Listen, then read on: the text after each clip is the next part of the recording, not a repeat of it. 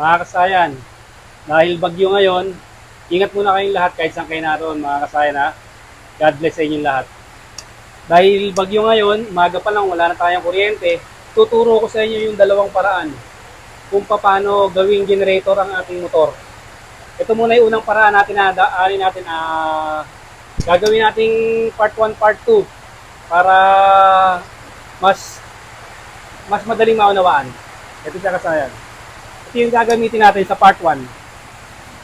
Dahil ang gamit ng ating bahay ay 220 volts, gagamit tayo ng inverter. 12 volts to 220 volts ha, ito ha. Dahil malakas ang ulan, hindi na tayo lalabas ha, hindi ko napapakita sa inyo kasi ganito lang naman yun. Ito yung ano ng inverter. Isang positive, lalagyan natin sa positive ng battery. Isang negative, lalagyan natin sa negative ng battery. As ito yan. Off natin ha. Yan, naka-off na siya. Tapos, on natin. Ayun yung reading natin ha. Sa may kabila, nagcha-charge tayo. Ito. Pakita mo yung nagcha-charge yung ating cellphone. Ayan. 13% na yung cellphone. Ito siya ngayon ha. Itong charger, diretso sa may motor. Ito ngayon yung pan 220 volts natin. Bubuksan na natin. Ayun siya ha. Pagbukas natin, ayun pa yung reading natin ha. Dito ko i-reading sa 14.7 ha. Sa kulay blue. Yan. Ngayon ito, 220 volts to bale. Ito siya kasaya no. Ano to, conversion to. Ito ay 12 to 220 volts. Kaya naka 220 siya. Ito siya kasi 220 volts yung gamit natin eh. Bubuksan natin siya ba? Ito siya. Yung isa natin. Tingnan mo yung reading ng ano natin. Bumaba na siya sa 13.2. Ayan siya ba? Ngayon kasayin, dalawahin natin.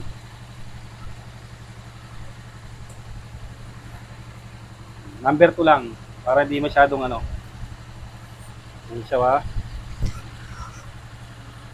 Ang reading ng ating ngayon ay 12.7. Yung reading natin. Ngayon, ang pagbabasehan nyo dyan, kung yung 12.7 ba na yan ay bumabaksak yung reading. Kailangan nyo na obserbahan nyo. Ayan siya kasaya na, ayan, bumaba siya ng, kailangan hindi siya bumaba. Kasi pag hindi siya bumaba, ibig sabihin, kayang-kaya niya yung load. 220 volts to ha, nakasaksak sa 220 volts. Ito rin. Papakita rin natin yung ilaw. Wala pa natin ang saksakan eh. Tignan natin ha. Reading natin 12.6. Opo. Ito. Tayin natin yung isa. Magiging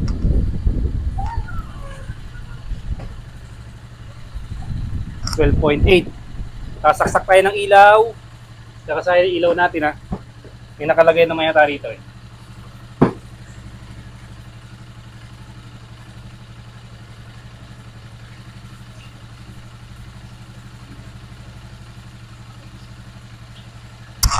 Tutukan mo to. Kasi hindi kayo pwede magkamali ha, kailangan 220 kasi 220 gamit natin. Yung mga kami nakalagay.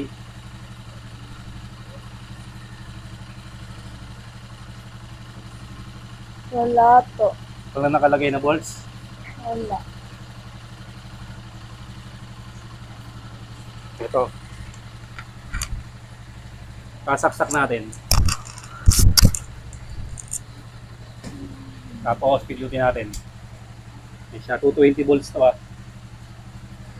Tapos tignan mo yung reading natin. Isang electric fan lang tayo, saka isang ano ha.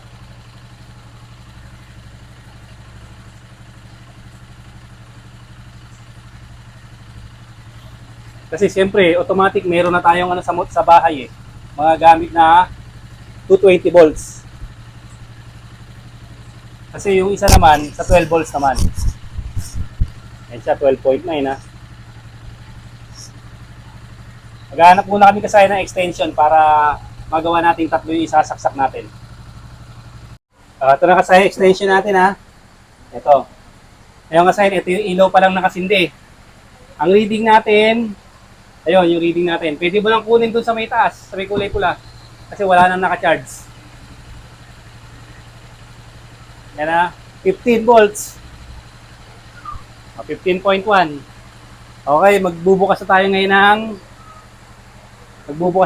ng pan. Ay, ilaw pala yun. Ito. Isang pan. Ang reading natin ay 13.6. Okay, dadalaway natin. Ang reading natin ay 13.2. 13.2. Magbubukas tayo ng TV.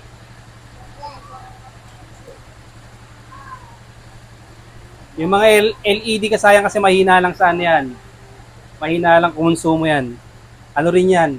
12 to 220 volts. Buksan natin.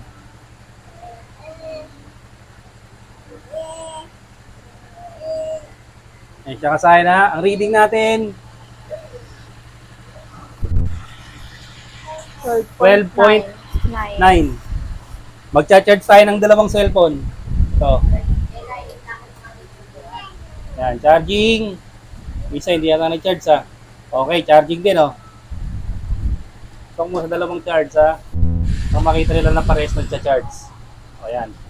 Bali ang gamit natin dito ay isang TV, dalawang 220 volts na 12 to 220 volts na DC fan. Naka 220 na. Conversion, tapos iyan ang reading natin.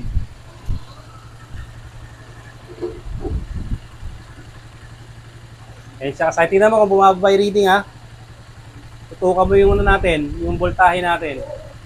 Pwede rin tayong magano diyan ha, pwede rin tayong magdagdag ng Pwede rin tayong magdagdag ng minor pag halimbawa hirap siya dahil maraming kinakarga. Pwede tayong magdadagdag ng minor ng ating motor ito. Kahit isang minor. Yan. Pero okay lang naman yung minor niya, 12.8. Titignan natin ha. Kaya ito yung gagamitin nating setup dito dahil marami tayong appliances na 220 volts. Pero tandaan nyo kasi mas mahina kumonsumo to ha. Ito yung conversion natin eh. Kaya naging 220 volts siya.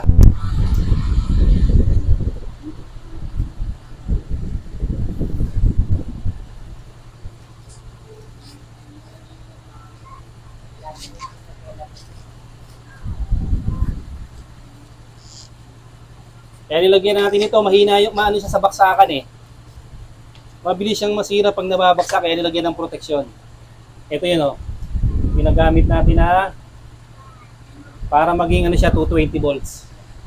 Pero siya 12 volts. Pag nakaganto 220 volts ha. Pwede nyo gawin to pag brownout sa inyo. Titingnan nyo lang yung reading. Kung nag 12.8 siya, hindi na siya nagbabago, ibig sabihin okay lang siya. Okay na yung load. Hindi na natin babawasan yung load. Kayang-kaya na niya. Ayan na yung load natin. May dalawang cellphone, dalawang fan, tapos may TV. Yan. Magagamit nyo ng Ito yung unang set natin ha. Gamit ang ating motor na ginawang generator. Ang gamit natin ay puro 220 volts. Ayan, hindi nagbabago reading natin. Kasi kung saglit lang babaksak siya ng babaksak, ibig sabihin nilolobat niya kagad yung ating nilolobat niya yung ating battery. May-maintain nyo naman dyan pag kasi pwede namang magbawas ng load. Nakailaw pa yung motor natin ha. Pa yung motor natin dyan. Ito. Pa. Tapos yung reading natin dyan, yun ang pagbabasehan natin kasama yung reading.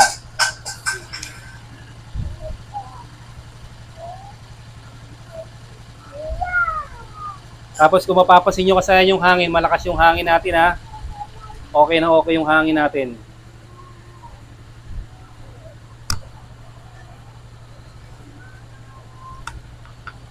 Yan siya kasayan. So, sample lang natin to. May damage na to eh. 12 to 220 volts to.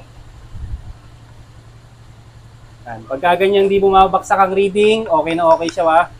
Pag nagpatay naman tayo halimbawa ng ilaw, ayun naman yung reading natin. Ano naman siya.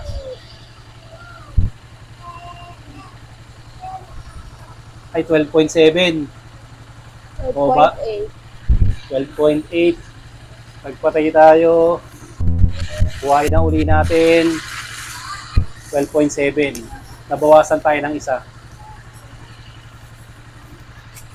Yan. Ibig sabihin, bumababa yung reading natin dyan ha. Pag nag-boss tayo ng isang pan lang yung gagamitin natin ha. Patay natin yung isang pan.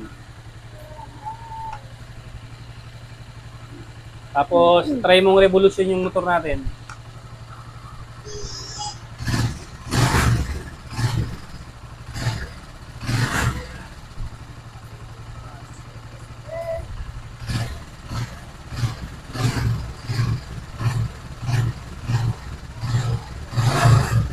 Okay. Okay, ito yung unang setup natin kasayan ha. Kung industrial machine, tandaan nyo, medyo mas mas konsumo kumpara ito kaya ito yung ginagamit natin. Pwede sa 220 volts, pwede sa 12 volts. Ito yung unang setup natin na gamit ang motor ha. Pansinin nyo ha. Oh. Para mapansin nyo na lahat siya ay naka inverter. Ito siya ba? Okay, hindi siya nag-iinit. Itong gantong inverter pala, pag malolobat ka, tutulog naman yan, mag-warning yan. Makakarinig kayo ng sounds dyan, magbabaser siya. Papatayin natin, tignan natin yung reading. Patayin natin lahat.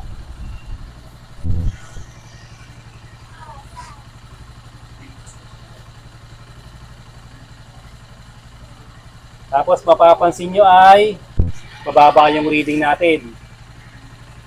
Ibig sabihin, nababawasan yung voltahe ng ating battery ha. Kailangan mga 5 minutes makarecover siya.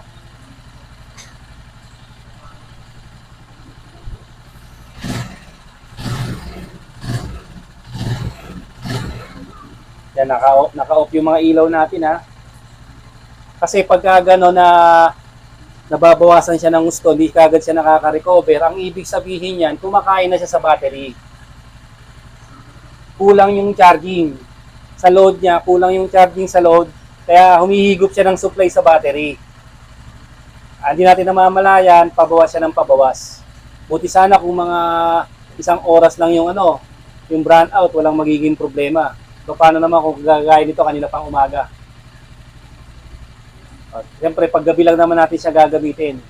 Pwede naman din kayo mag-ano sa umaga. Kung electric pan lang, pwede naman. Kaya na, hindi pa siya nakaka-recover ha. Nasa 13 pa rin siya. 13.8. Kaya na, 13.8 sa may kulay red. Hindi pa siya nakaka-recover.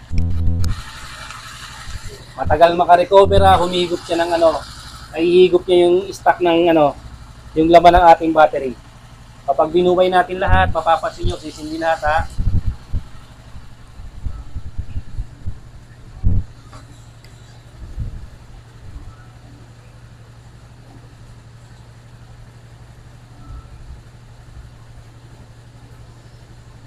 Yan yung unang setup natin kasaya na ito yung gamit yung mga 220 volts na sa ating bahay. 220 volts na appliances. Yan, 220 volts. Ito yung susunod natin, yung DC DC 12 volts naman na susunod natin. Susunod natin yan.